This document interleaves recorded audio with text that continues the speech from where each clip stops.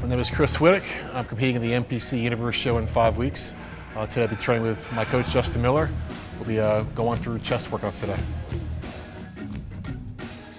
Today for chest, we did a few different exercises. Chris is 5 weeks out, and as you just stated, I'm kind of starving the poor guy. So he's feeling a little depleted and stuff today, so we didn't go that heavy. You know, you'll see bodybuilders do different things. Some of them go super heavy right before shows. You know, I think you got to go by feel. So we did incline dumbbell first, and that's a basic foundation for your chest. The upper chest is the most important part of your chest. If you're working your upper, you're working the whole chest.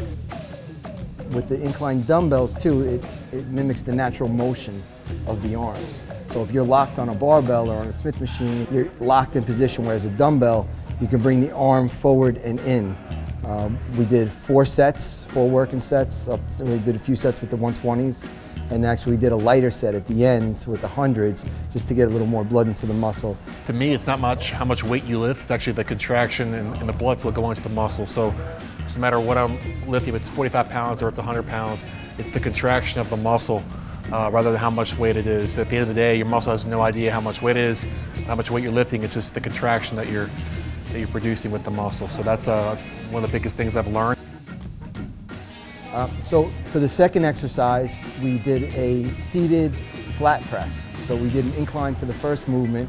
The second movement, we did a flat seated press. And actually, it's a cool movement. Gives a really good contraction to the pec.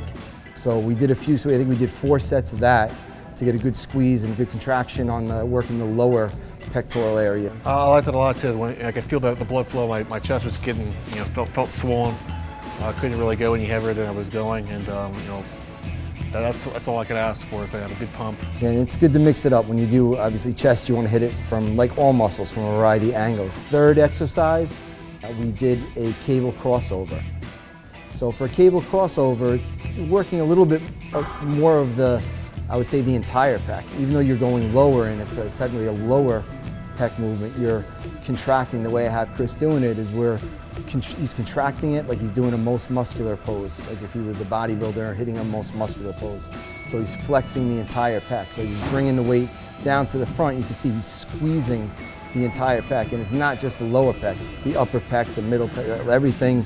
The entire is not a compound movement. It's more of an isolation movement for your chest. So he's squeezing, getting a good squeeze. We did 3 sets of that, about 12 repetitions. Just really getting a good squeeze, like a good finisher on the pecs. I think one big important thing too is just keeping tight the whole entire time. Even my abs too, contracting my abs while I'm doing the crossover.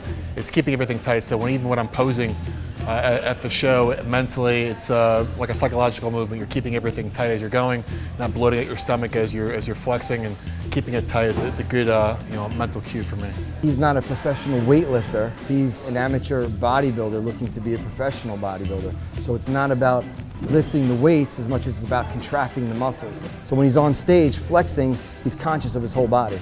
I want to thank Beth Francis and Steve Weinberger for letting us film over here at the East Coast Mecca. Shout out to Muscle Fitness for filming us today. If you want to follow me at Chris Widdick on Instagram, and looking forward to seeing you guys in 5 weeks at the Universe, and hopefully going for that pro card.